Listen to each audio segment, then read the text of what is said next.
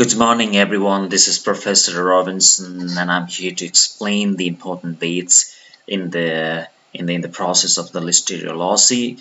Listeriology. Sorry for the mispronunciation. So first thing first, so we have to come to the main point, that is the discovery of the Listeria. Actually, the Listeria was discovered in the year 1926 by the English scientist. That's E.Z.D. Murray, and he was the person who was responsible for the discovery of the bacteria in the year 1926. And the second important date in Listeriology is the discovery of protective immune response. Actually, that happened in the year 1962, and from that year onwards, actually, a lot of research on in immunology, infection, and Listeriology is going on.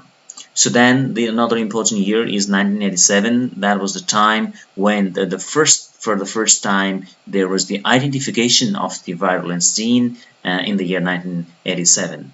And I would like to call 2001 the most important day, because that was the time when the complete genome sequences of the Listeria monocytogenes was determined.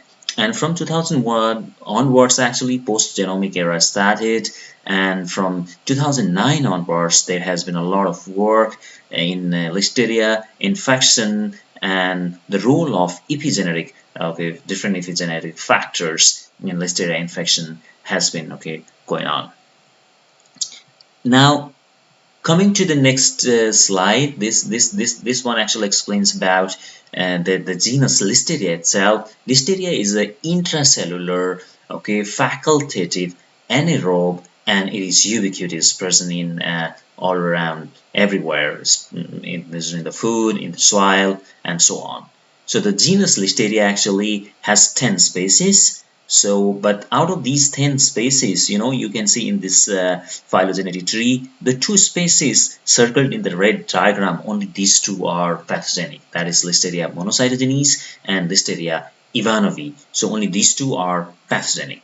So what this Listeria monocytogenes does is that it infects actually both animals and Listeria monocytogenes infects both animals and the human, but Listeria ivanovi only infects animals. So that is the main basic difference between this Listeria monocytogenes and Listeria ivanovi with respect to the organism they infect.